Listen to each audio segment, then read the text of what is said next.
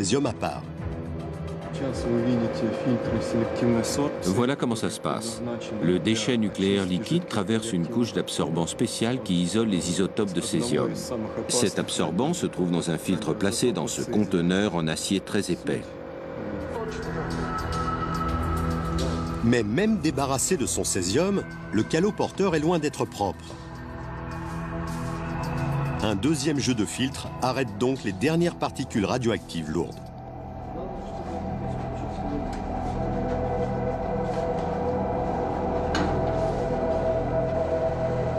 Tout se déroule à l'intérieur de ces conteneurs, eux aussi en acier épais. Puis, un séchoir puissant transforme les solides récupérés en un concentré hautement radioactif ayant une consistance proche de celle du sel. Après traitement, le volume de déchets nucléaires est réduit de 100 à 1000 fois. Anton Chaïnikov prélève de l'eau qui a été purgée des concentrés radioactifs et l'envoie à un laboratoire extérieur pour tester sa pureté. Quand il reçoit confirmation qu'elle a été débarrassée de tous ses produits toxiques et radioactifs, il donne l'ordre de la déverser en mer. La première étape du démantèlement dure plusieurs jours. La deuxième, le traitement de dizaines de litres de caloporteurs, dure plusieurs mois. Comme le retrait des crayons de combustible, elle fait l'objet d'une surveillance constante qui peut faire la différence entre la vie et la mort pour les techniciens. Ils mesurent donc en permanence le niveau de radiation à l'aide d'un compteur Geiger. Nos documents indiquent les quantités de radiation maximale que le personnel peut tolérer. Si le niveau dépasse ces quantités, une alarme se déclenche et des mesures sont prises pour le faire baisser. En cas de fuite, la radioactivité se diffuserait rapidement au-delà de cette installation. Le liquide s'infiltrerait dans le sol. Il serait quasiment impossible d'y remédier. Et la zone serait contaminée pendant plusieurs générations.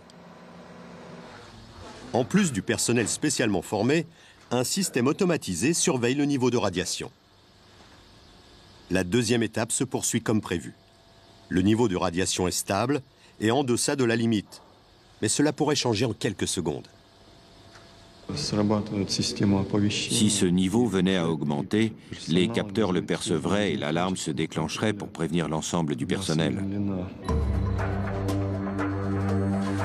À la fin de chaque journée de travail, tous les techniciens sont examinés de la tête aux pieds en quête de particules radioactives.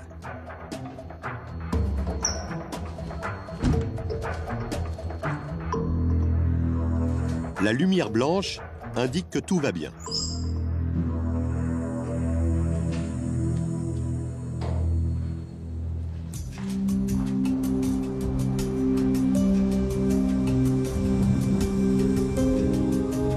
Quelques mois plus tard, l'hiver a cédé sa place au printemps. L'équipe a réussi à pomper sans incident tout le fluide caloporteur des réacteurs et à retirer les barreaux d'uranium. La troisième étape peut donc commencer. C'est peut-être la plus difficile de toutes. Il faut piloter l'immense sous-marin jusque dans un bassin de radoux, juste assez grand pour lui, afin de le découper. L'homme chargé de cette opération, Vladimir Pirochkov, n'est même pas sûr que le Typhoon flotte encore. La position du sous-marin dans l'eau a changé et on doit s'assurer qu'il ne s'incline ni vers l'avant ni sur un côté.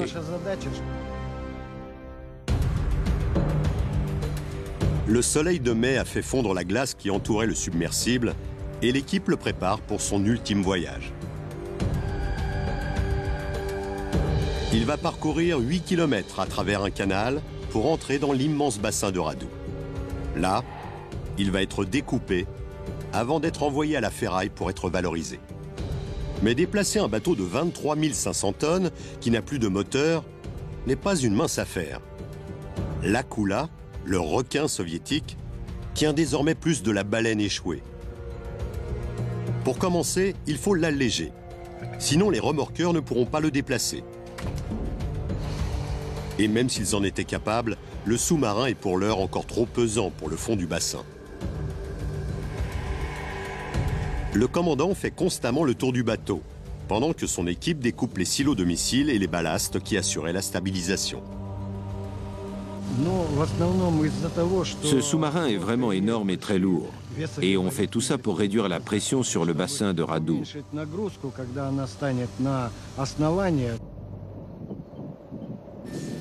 Les uns après les autres, les morceaux gigantesques qui constituaient autrefois ce redoutable système d'armes sont enlevés à la grue. À commencer par ces tubes lance-missiles.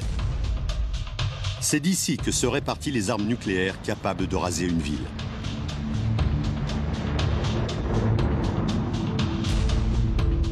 Aujourd'hui, ce ne sont plus que des tas de ferraille, bons pour le recyclage. Il faut 3 semaines aux ouvriers pour retirer les sections les plus lourdes. La passerelle, des tronçons entiers de la coque extérieure et des éléments des systèmes de plongée et de stabilisation. On a retiré la barre de direction. Elle ne servait à rien pour manœuvrer le sous-marin pour l'entrée dans le bassin. Il faut faire de même avec la couche de protection spéciale. C'est un revêtement hydroacoustique qui recouvre toute la coque. Ce caoutchouc absorbait les bruits émis à l'intérieur du Typhoon pour le rendre indétectable. Le silence était son arme de prédilection contre les systèmes de surveillance et les sous-marins d'attaque. Pour démanteler la coque extérieure et la recycler, il faut d'abord retirer tout ce caoutchouc. Lui aussi est réutilisé. On le fond pour le mélanger à de l'asphalte ou pour fabriquer des pneus de voiture. Vladimir Pirochkov s'assure que le Typhoon est prêt à entrer dans le bassin de Radou. À l'intérieur, il va s'échouer sur une plateforme plane. Tout ce qui est à l'extérieur de la coque et qui est susceptible de faire basculer le sous-marin doit être découpé tant que le bateau flotte encore. Le commandant envoie un plongeur examiner la quille du submersible.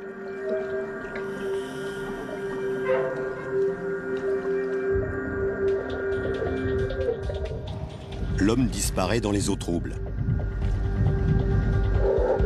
Il fait son rapport au fur et à mesure qu'il parcourt l'immense coque.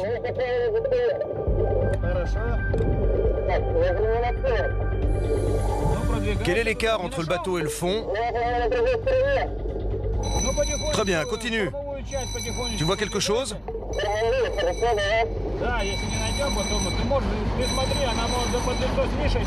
La plongée dure presque 1 heure.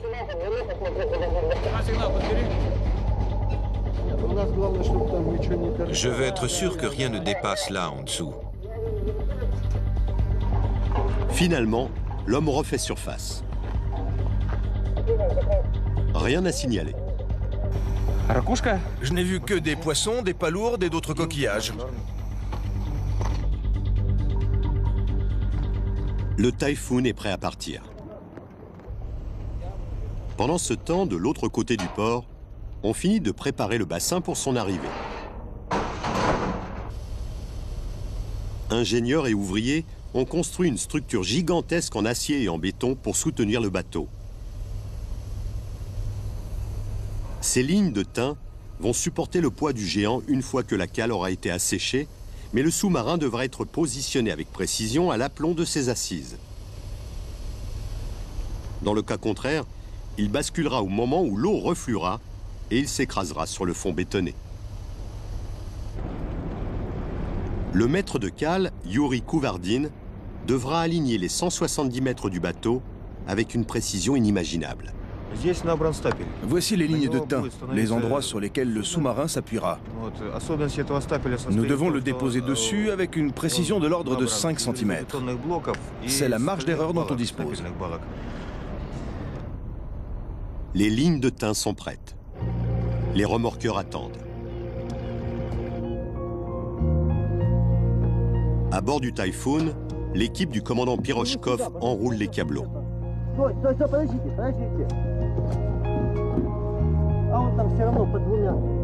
L'ultime traversée est sur le point de commencer. Cette tâche va nécessiter une précision hors du commun, car le bassin de Radou n'a pas été construit pour accueillir un sous-marin de type Akula. La porte mesure 25 mètres de large. La coque du sous-marin en fait un peu plus de 24. Avec environ 1 mètre de battement, le submersible va se sentir à l'étroit. Et même si le combustible nucléaire et le fluide caloporteur ont été retirés, le compartiment réacteur demeure encore hautement radioactif. Une collision éventuelle avec le montant de la porte pourrait provoquer une fuite aux conséquences dramatiques. Mais encore faut-il arriver jusqu'à la porte. Le sous-marin a été allégé pour que les remorqueurs puissent le manœuvrer. Mais cette intervention l'a rendu incapable de naviguer.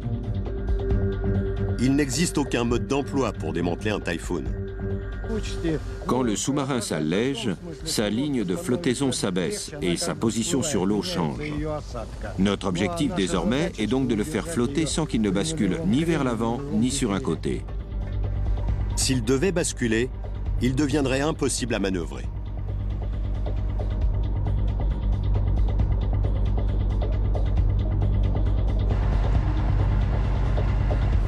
Les remorqueurs se mettent en position et installent leurs énormes câbles.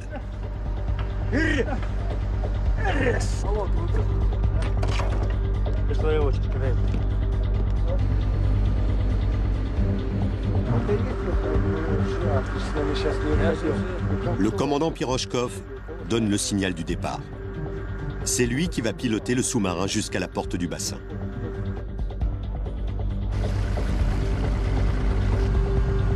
Les remorqueurs contrôlent les moindres mouvements du Typhoon.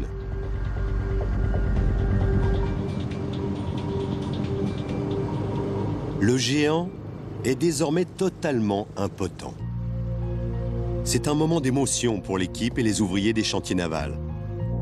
Bon nombre d'entre eux ont assuré sa maintenance pendant les années où le sous-marin a servi dans la flotte soviétique. Certains ont été sous-mariniers pendant la guerre froide. D'autres ont participé à sa fabrication. On dirait des funérailles. C'est dommage. Et en plus, c'est nous-mêmes qui l'envoyons au rebut. C'est l'époque qui veut ça. Qu'est-ce qu'on y peut? Ils doivent faire maintenant leurs adieux à cette arme de guerre incroyable qui a fait la fierté de tant d'entre eux. Le Typhoon avance avec la lenteur d'un escargot, bien loin de la vitesse de pointe de 50 km/h qu'il atteignait sous l'eau. Centimètre par centimètre, mètre par mètre, remorqueurs et sous-marins progressent vers la porte du bassin de Radou. Puis, un des remorqueurs met trop de gaz. L'erreur est minime, mais elle est amplifiée par la taille du monstre marin. Le submersible appuie à sa droite et l'élan que lui confèrent ses 23 500 tonnes est impossible à arrêter.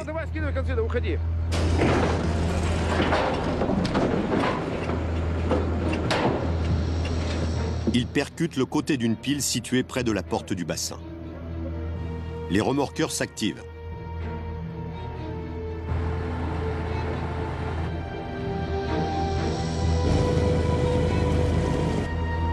Si la coque a été percée, le sous-marin pourrait couler ici même et bloquer l'accès au chantier naval. Les hommes accourent pour évaluer les dégâts.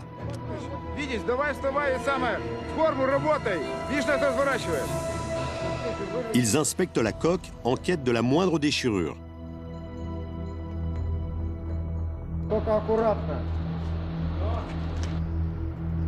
Fort heureusement, elle est intacte. Les bateaux recommencent à pousser le Typhoon vers l'entrée de la cale.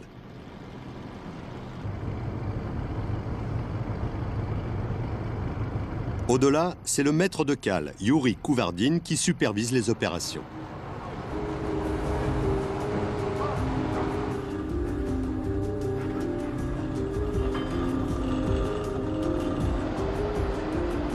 Le submersible est presque aussi large que l'entrée. Et, comme il y a déjà eu une première collision, une deuxième pourrait s'avérer fatale pour la coque et provoquer une fuite dans le compartiment réacteur radioactif. Tout dépend donc du savoir-faire de Yuri Kouverdine. Cela revient à faire entrer un char d'assaut dans un garage pour voitures.